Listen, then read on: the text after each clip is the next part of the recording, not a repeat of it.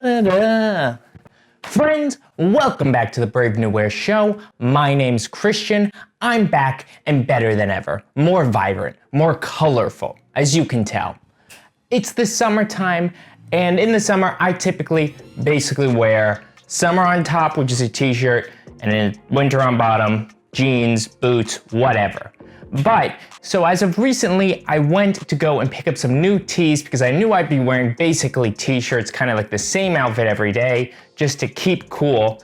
And it made me start thinking about these t-shirts, the ones that I like and the ones that I see in the future about to eclipse the Boxy tee. So I'm gonna talk a little bit about t-shirts, I'm gonna show you some of my tees and tell you what makes them so special and important, and I will reveal the new t-shirt that will eclipse the old ones by the end of the video, so you gotta watch all of it in order to get that juicy content. Yo, get over here, let's check it out. The t-shirt could be described as a very modern garment. At the beginning of its era, its time, it was a undershirt. And for here in the US, the t-shirt became popular after World War II. It was a garment that was worn by soldiers, especially sailors, ahoy. And I would say the moment that the t-shirt broke through the mainstream has to be thanks to Marlon Brando in A Streetcar Named Desire. Let's see a pic of that guy. He's buff, he's swole, and everybody wanted a piece of that action, that energy. Wearing t-shirts, we see them a lot more in the 50s, moving into the 60s when people started to tie-dye them, obviously super popular right now. And to this day, t-shirts are no longer seen as kind of like an underwear, and they're more of like a regular garment. I would compare it to what Calvin Klein did in the 90s with the slip dress.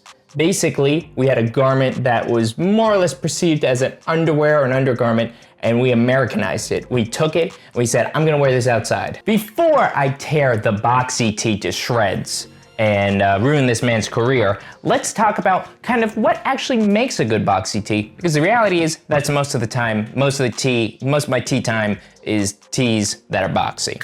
So this is one of my favorites. It's a Sunsea, kind of like a t-shirt you would describe it. It's a Japanese brand. I've never seen it anywhere else. I got this secondhand.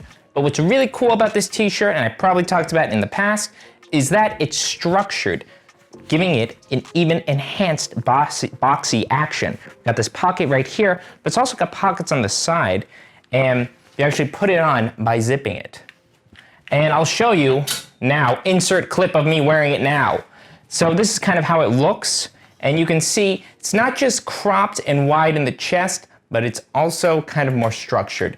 Now here's my point. If you're looking for a t-shirt and you're kind of like, what's actually gonna make it boxy? Pay attention to the measurements. Here we got my Sunsea t-shirt. It's essentially a men's small, and it measures across the chest about 22 inches. But let's get that length. Starting from the bottom of the collar all the way down to the hem, it's about 25 and a half inches. I find that if you can find a t-shirt or a garment that is about the same length across as it is long, you're gonna get something that's very boxy. Guess that goes without saying, but keep that in mind. Bring your ruler with you next time you're at American Eagle and see if any of them make the cut. Here's just an example of something like a regular old t-shirt. This is a band t-shirt right here, and it's printed on Gildan. So it's a little wrinkly because that's how t-shirts are. We're not here ironing our t-shirts, are we? But we got like a regular Gildan t-shirt. I've worn it and loved it. And just to give you an idea of the difference in the measurements, let's just see. Okay, about 19 inches across pit to pit, and about,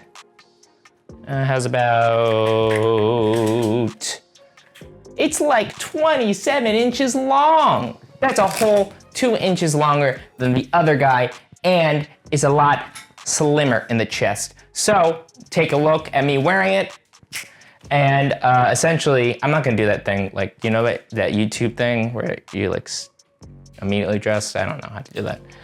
So as you can see, it's essentially the same kind of just regular t-shirt looking thing. This is what you would expect from a t-shirt. There's nothing wrong with this. It's a cool look, it's casual, it's comfy, but it's not that boxy action. You're asking yourself right now, okay, Christian, I can't find like rare Japanese, like artisanal, like, you know, archive stuff like you because you're a celebrity basically. What can I do to pick up a Boxy tee of my own? Well, honey, I went to Uniqlo recently. I still had some money on my gift card and I picked up these bad boys. This is a Uniqlo U. It's actually a woman's piece and I can go ahead and provide the link in the description below. But I saw these tees. I saw they were selling a bunch of different t-shirts at Uniqlo, and the other Uniqlo U shirts, I do have some of them for men's. They're thick, but they're kind of more typically sized. So I wanted something that was super boxy, so I headed over to the women's, like I'm always telling you guys. This Uniqlo U piece is actually pretty wide, pretty darn wide, and it's got these even kind of like a drop shoulder and longer sleeves. Now, just to confirm my hypothesis, not that I have any doubts, but I guess that wouldn't be a hypothesis. It's 29 inches across, and it is a measly 24.5 inches long. Now, in terms of sizing, this bad boy is in an extra large for women. Fits me like so. Take a look. So when I went there, these were about $15. I still had some money left, so I was like, I'll take 4. And I